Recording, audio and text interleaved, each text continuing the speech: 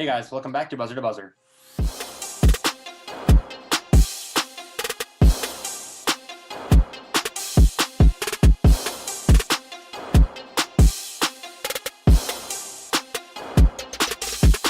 Alright guys, so the 12th week of the 2020 NFL season has officially elapsed and we are 75% of the way through the season. And per the usual, we're going to be going over our top 5 picks we made last week, providing some analysis. So without any further ado, let's get to it. Alright guys, so the first game which we're going to be going over from this week 12 is going to be the one between the Tennessee Titans and the Indianapolis Colts. Now guys, this is a game which all of us predicted incorrectly, with the Titans winning by 45-26, demolishing the Colts, improving their record to 8-3. Now guys, I think we all saw an amazing performance from Derrick Henry in this game. Our thoughts on this game? To say that that game really surprised me, and I think all of us. And we did pick the Colts. For the first matchup, we saw how that turned out. It was a complete opposite of what just happened. Everything for the Titans was just clicking. Ryan Tannehill, Derrick Henry was going off. Their receivers were doing good. Their defense was doing very good. And the Colts, the Phillip Rivers wasn't having that great of a game.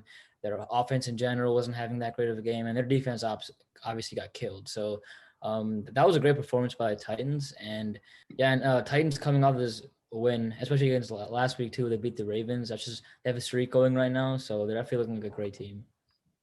Yeah, they're riding the Derrick Henry wave right now. I think this was really in part due to the loss that the Colts suffered. DeForest Buckner being on the COVID list, their best pass rusher and run stopper. He was out, and they took advantage of that.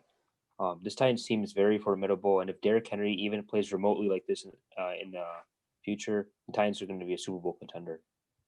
The Titans have a very easy upcoming 3 weeks. So I think the Titans knew that this was a very important game for them, being a divisional game, being one game behind the Colts. They know they had to come out and at least tie up the division, make the divisional series 1-1 to have a chance at winning the AFC South. And they came out and did that. Now with the 3 games looking really easy for them, it's going to come down to how the Colts and Titans both finish their season. And they made their statement by winning this game. Yeah, exactly, guys. Something we talked about last week, that sole possession of this number 1 spot in the AFC South. It was either going to be the Colts and the Titans, and I was looking forward to it, but I did not expect for the Titans to demolish the Colts to such a big extent. Derrick Henry, he had a hat trick of touchdowns, nearly 200 yards. That man looking amazing. The Titans, like you guys said, they got an easy schedule to keep this up. They got the number 1 seed locked up. All right, guys, now moving on toward the second game, which we predicted last week, that being the one which got delayed multiple times this week and just got played this morning, being between the Baltimore Ravens and the Pittsburgh Steelers. Now, guys, the Steelers barely won the game 19-14, advancing to an 11-0 undefeated record. Our thoughts on this game? Starting to think that the Steelers' 11-0 record is a bit misleading of how they're actually performing every single game. Obviously, no hate to the Steelers. They have been doing very good for the majority of the season. But, especially like take, for example, this game against the Ravens. Lamar wasn't even present. Mark Ingram wasn't even present. So a lot of their offense, that was just gone. They had RG3 and Trace McSorley playing as their QB this whole game. And the fact that the Steelers only beat the Ravens by 5 points, that kind of says a lot about their team right now. I mean, yeah, they got the dub, but I don't think that's how you want to win against a team that doesn't even have a starting quarterback. And they need to get better on offense for sure every game, because their offense is definitely not that great this year. It's their defense has been completely carrying every single game. Honestly, when I watched the game, their offense wasn't that bad. It was their red zone offense. They had a 4th-and-goal pick. They had 2 third-and-goal stops, which they had to kick field goals. You hit those opportunities, and that's an automatic 37 game. They should have won right there. But they had a lot of miscues, and that allowed Trace McSorley and the Ravens to come back.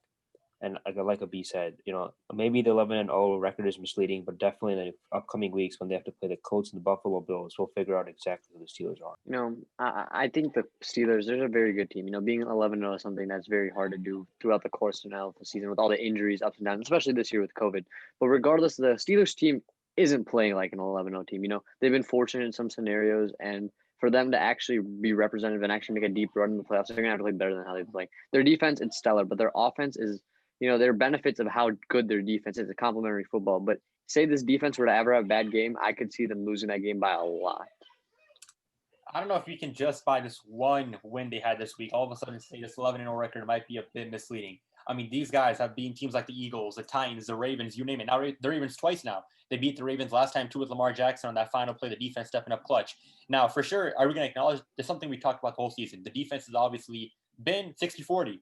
The offense has shown up sometimes with Chase Claypool, Eric Ebron, that wide receiver course pretty good. Ben Roethlisberger, nearly 300 yards passing this game. But I think that we can't just say by this 1 5-point margin, the Steelers' 11-0 record as something which has to be undermined. I think it's still phenomenal. Still arguably, number one in our power rankings. We'll see what happens with that tomorrow. But they're still 11-0. Historic season for them. All right, guys, now moving on towards the third game, which we predicted last week, that being between the Los Angeles Chargers and the Buffalo Bills, with the Bills improving their record 8-3, beating out the Chargers led by Justin Herbert 27-17. Now, guys, needless to say, we saw an amazing game on both sides of the ball. We saw Justin Herbert popping off onto quarterback position, and the Bills have some of their struggles, but eventually pushing it out in the third and fourth quarter. Our thoughts on this game? My biggest takeaway from this game is that the Chargers coaching staff, all of them need to go. They're all going to be fired soon by the end of the season. They have no time management, no timeout management. At the end of the game, after hitting the 4th and 27 Hail Mary, you're at the goal line and they're drawing up weird plays without any timeouts. Even Anthony Lynn said, "Yeah, I don't know what happened."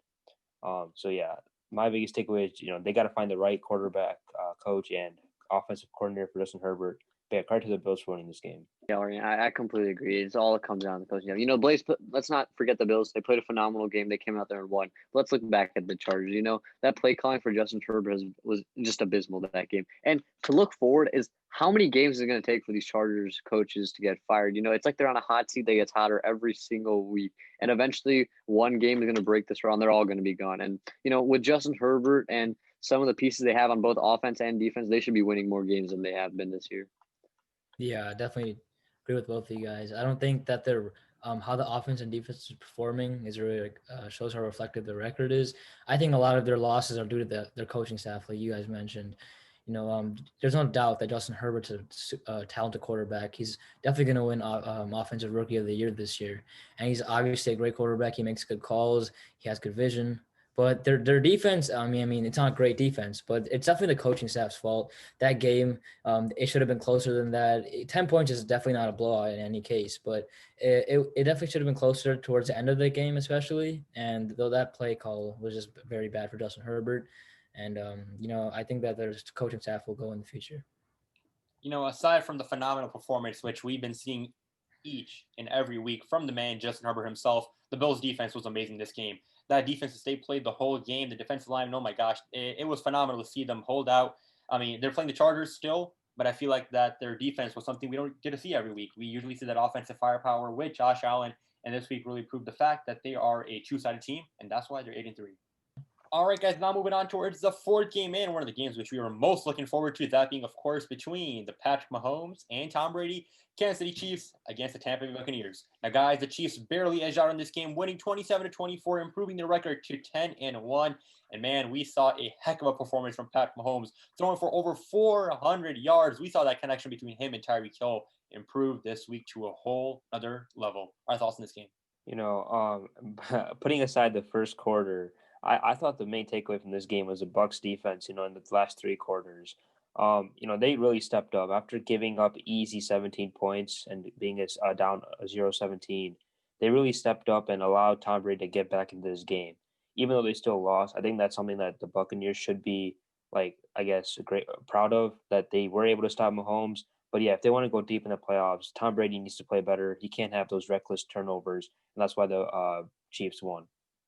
Yeah, looking at the first quarter, the Patrick Mahomes Tyreek Hill connection, like you were mentioning, Rayan, that was just incredible. I mean, looking at how many yards Tyreek Hill had, I believe he had over 200 yards, receiving yards, 3 TDs. Man, he was looking like amazing the first quarter. Like Arian said, you got to give credit to the Bucs defense in the second, third, and fourth quarter. They really did step up. I mean, you saw how many points the Chiefs scored after halftime, not a lot. And Tom Brady, obviously, like Arian said, he needs to make better plays. He just the defense was carrying in the second, third, and fourth quarter, and that offense wasn't really there other than the touchdowns to Mike Evans and Ronald Jones. But yeah, I definitely think that, like Arian said, in order to make a deeper playoff run, they need to have a more consistent offense. I think this is significant why every single play matters. Looking after the first quarter, right? They were in a huge hole, even the first half. But then they came out in the second half with a great game plan for like the defense, and they held up well against an amazing Chiefs offense. But now looking at what I mean by what every play matters. Early in the second half, the Bucs made it downfield on a great connection between Tom Brady and Gronk, and then they proceeded to go 4-and-out at the goal line, or 3-and-out at the goal line, settling for 3 points. If they had converted on that touchdown right there, this game could have ended very differently for this Buccaneers team. And I think it shows that, every part of the game matters, getting the deep bombs and the short plays to get into the end zone, which is why I think actually resulted in the loss here for the Buccaneers. Yeah, exactly, guys. One thing which I would take away is that you guys covered the awesomeness of Pat Mahomes on that offense, that juggernaut which they got rolling for this whole season. But the Chiefs defense has allowed over 30 points in the past 2 games. They played the Panthers and when they played Raiders. And this week, they allowing the Tampa Bay Buccaneers to make such a close comeback against the Buccaneers is crazy. It got me a bit concerned, thinking that although for sure that it's no doubt the offense is always going to be there, but the defense was a bit scary to look at. Hopefully, it's not too big of a problem, but still, they're 10-1. All right, guys, and now moving on towards the game between the Green Bay Packers and the Chicago Bears, the 5th game which we predicted, in which the Green Bay Packers annihilated the Bears 41-25, and that scored 25. Heck, it isn't even representative with that game. That was some garbage time points that we put up in the third quarter. I came into this game. So much blasphemy. Get started. I would just like to say that we all saw this coming. We knew the Packers were going to kill the Bears this game. We were just all excited because we were excited to see Mitchell Trubisky take his last ride with Chicago. The offense is more fun to watch when you're out there. It's not better. It's just more fun to watch. And as a Bears fan at this point, that's all you want. You want to have fun watching these games, regardless of how much we lose by it. Nothing was working out for the Bears against the Packers. Like Harsh said, and Ray, we all saw this coming. You had a bit too much hope on the Bears offense, but their offense was looking horrible as usual. Getting Trubisky didn't really add anything, and their defense, their strong point was the defense was getting killed by Aaron Rodgers. I mean, you can't blame them. The Packers do have a great offense. I mean, they do have Aaron Rodgers and Devontae Adams. But especially with this new play calling, I really thought the Bears were going to switch it up after Matt Nagy didn't call the plays anymore. But I guess not. Trubisky was looking not that great like always. And it was a pretty entertaining game to watch, if I say so myself. It just, the Bears don't have a lot of hope in the future right now.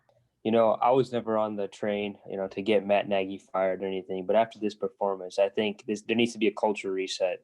I think the Bears are looking at, possibly firing Matt Nagy, but definitely firing Ryan Pace after the offseason starts. The reason that the Bears are in this position is obviously we know what happened in 2017. Ryan Pace missed on the quarterback, and that's why we're here today. The defense, I think, partially did give up at the end of the game. They're like, our offense can't do anything, and that's why the Packers got to 41 points. But going forward, I think the Bears need a reset, and the Packers are looking like a top contender in the league. There's a couple of reasons why I like your quarterback, Russell Wilson.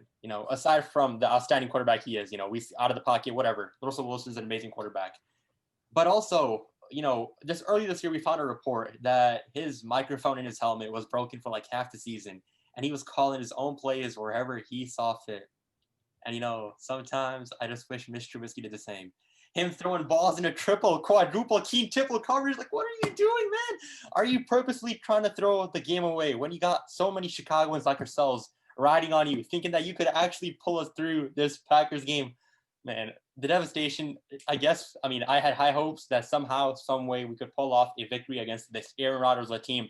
But this week just proved inevitable. Aaron Rodgers, Devontae Adams, they're too good. One good thing came about, though, David Montgomery, over 100 rushing yards. That was awesome to see.